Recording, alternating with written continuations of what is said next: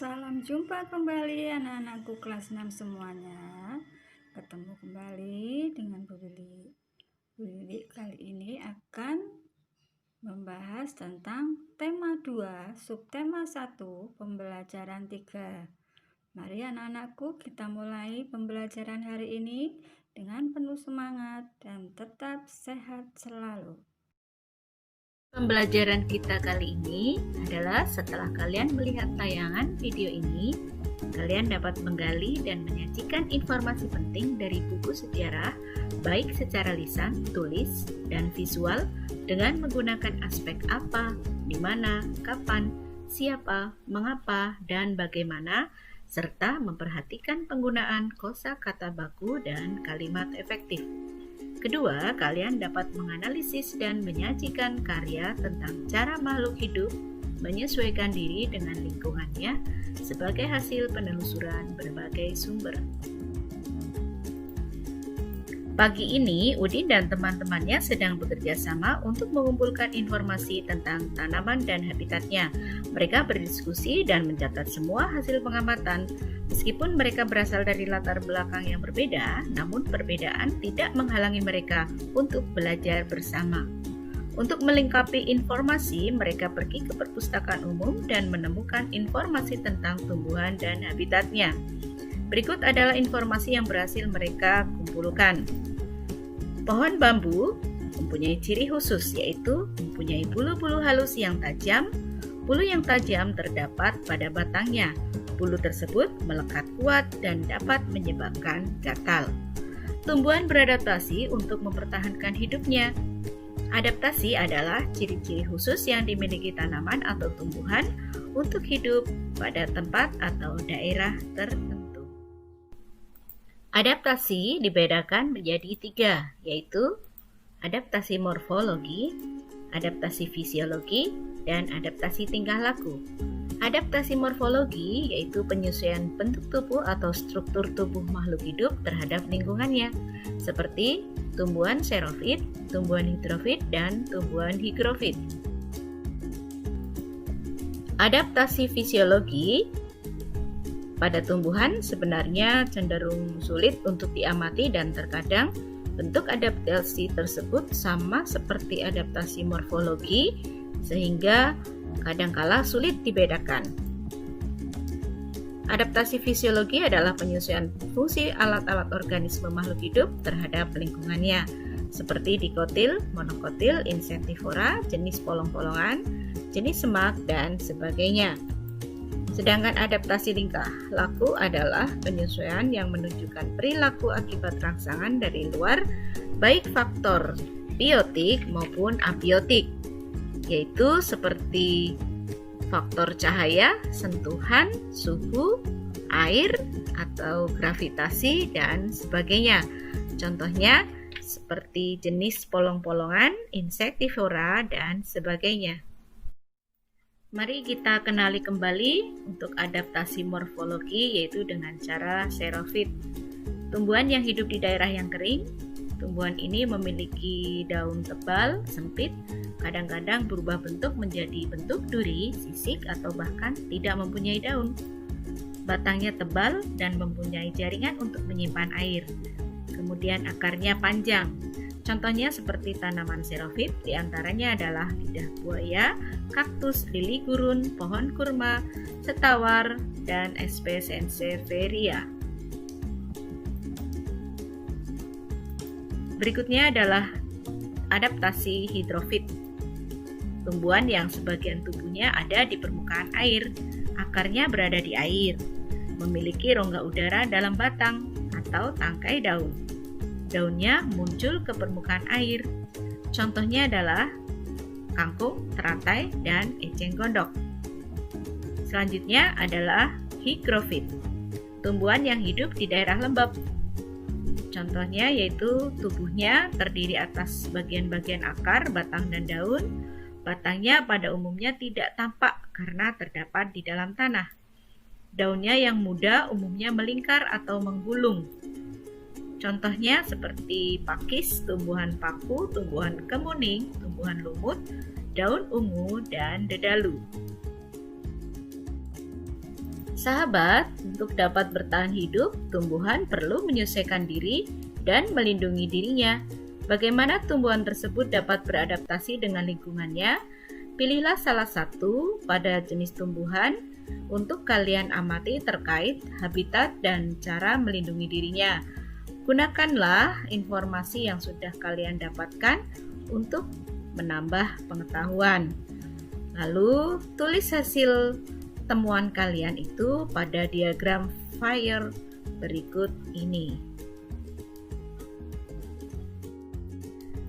Diagram Fire ini memuat tentang penjelasan cara tumbuhan menyesuaikan diri dan cara tumbuhan melindungi diri. Nah, sahabat, pilihlah salah satu tumbuhan yang nanti akan ditayangkan pada video untuk kalian kembangkan kembali ke dalam bentuk diagram Fire ataupun tumbuhan yang kalian amati di lingkungan sekitar rumah kalian. Namun sebelumnya, ayo kita samakan dulu pendapat kita untuk pengisian diagram Fire ini dari tumbuhan-tumbuhan yang sudah kita kenali tadi. Nah, anak-anak, supaya kalian bisa mengerjakan diagram Fire cara tumbuhan menyesuaikan diri dan diagram Fire cara tumbuhan melindungi diri, ini Bu Lili akan berikan tayangan video tentang ciri-ciri khusus tumbuhan dan bagaimana tumbuhan melindungi diri dari pemangsanya dan bagaimana tumbuhan beradaptasi. Di tayangan video nanti kalian akan mengerti dan bisa memahami agar kalian bisa mengerjakan diagram Fire yang Bu Lili tugaskan. Mari kita tonton tayangan videonya bersama-sama. Kantong semar. Mari kita mulai dengan tumbuhan yang sudah familiar di telinga masyarakat Indonesia, yaitu kantong semar. Seperti namanya, tumbuhan ini berbentuk kantong dengan tutup di atasnya. Ia menarik perhatian serangga dengan bau manis yang dikeluarkannya. Ketika serangga hinggap di mulut kantong semar, mereka akan terjebak masuk ke dalam dan akhirnya mati karena enzim yang ada di dalamnya. Ternyata tidak hanya serangga, hewan lain seperti kadal dan mamalia kecil juga bisa dimakan olehnya.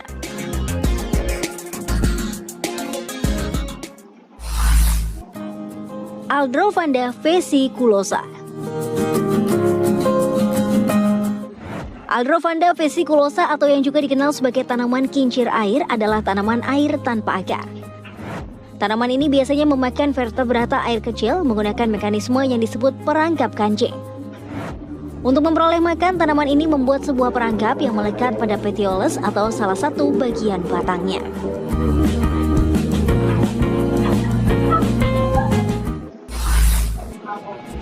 Lili kobra. Mendengar namanya saja sudah membuat kita bergidik ya guys. Lili kobra atau Darlingtonia californica termasuk tumbuhan purba yang saat ini cukup langka. Ia hanya bisa ditemui di daerah California dan Oregon, Amerika Serikat.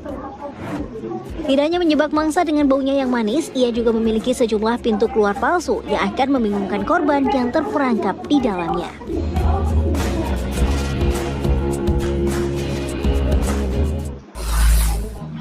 Drosera. Drosera umumnya dikenal sebagai sandu, salah satu genre yang terbesar dari tanaman karnivora dengan setidaknya 194 spesies. Anggota keluarga Droseraceae ini memikat, menangkap, dan mencerna serangga menggunakan tentakel-tentakel dengan lem di ujungnya. Saat ada serangga yang hinggap di tentakelnya, tanaman ini akan menggulung dirinya sehingga serangga tersebut terjebak di tengah-tengah.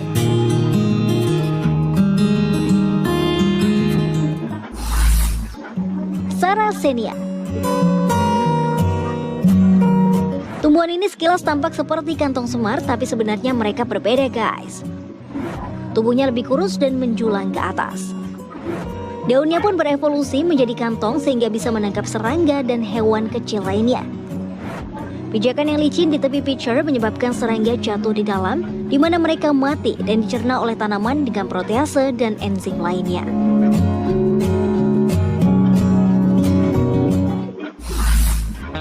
Butterwort.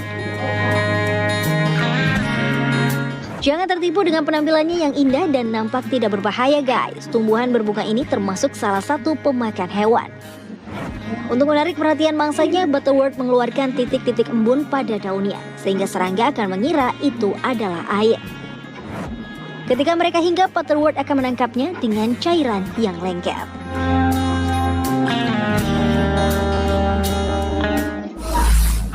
Venus flytrap. Venus flytrap atau dikenal juga sebagai Venus sering dijuluki sebagai T-Rex-nya para tumbuhan guys. Tubuhnya mungil, terlihat seperti setengah lingkaran dengan rambut di sekelilingnya. Rambut tersebut berfungsi sebagai penangkap rangsangan. Ia biasa memangsa lalat atau serangga lain yang hinggap di mulutnya. Setelah menjepit mangsanya, tanaman ini akan mengeluarkan enzim yang cukup kuat untuk melarutkan mangsanya.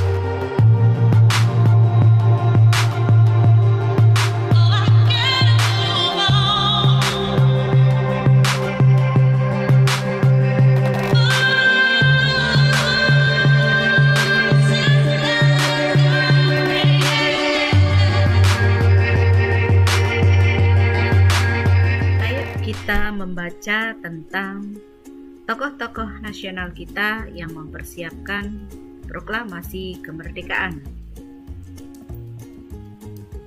Insinyur Soekarno merupakan salah satu orang yang berjasa dalam mendirikan negara Republik Indonesia sebagai negara berdaulat. Bung Karno lahir di Blitar, Jawa Timur 6 Juni 1901 dan meninggal di Jakarta 21 Juni 1970. Bung Karno menyusun konsep teks proklamasi di rumah Laksamana Tadasi Maida bersama Bung Hatta dan Mr. Ahmad Subarjo. Ia kemudian menandatangani teks proklamasi atas nama bangsa Indonesia bersama Bung Hatta. Bung Karno membacakan teks proklamasi kemerdekaan Indonesia di kediamannya di Jalan Pegangsaan Timur nomor 56, Jakarta. Dr. Andes Muhammad Hatta atau Bung Hatta. Beliau lahir di Bukit Tinggi, Sumatera Barat, 12 Agustus 1902. Beliau wafat di Jakarta 14 Maret 1980 pada usia 77 tahun. Bung Hatta menyusun konsep teks proklamasi bersama Bung Karno dan Mr. Ahmad Subarjo. Ia ikut menandatangani teks proklamasi atas nama bangsa Indonesia bersama Bung Karno. Muhammad Hatta adalah wakil presiden pertama Indonesia. Selain itu, beliau adalah Bapak Koperasi Indonesia.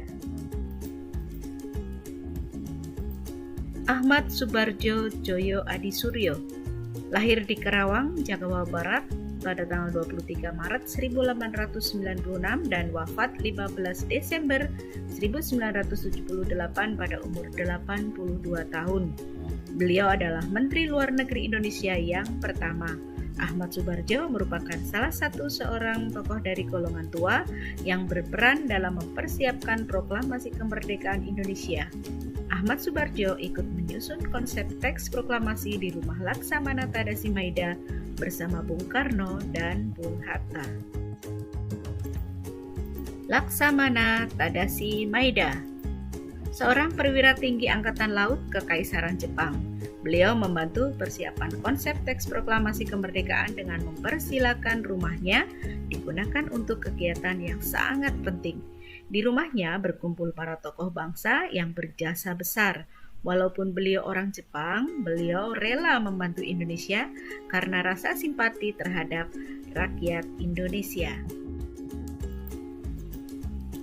Sukarni. Beliau lahir di Blitar, Jawa Timur 14 Juli 1916.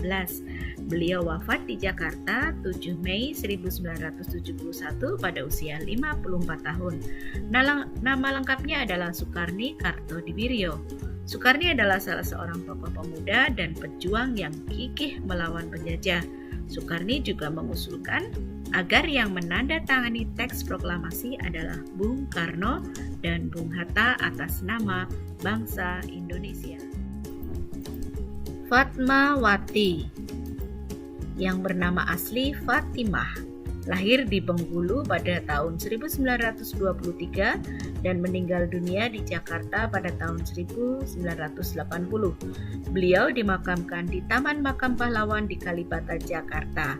Fatmawati menjahit bendera pusaka Sang Saka Merah Putih yang dikibarkan pada upacara proklamasi kemerdekaan Indonesia di Jalan Pegangsaan Timur nomor 56, Jakarta.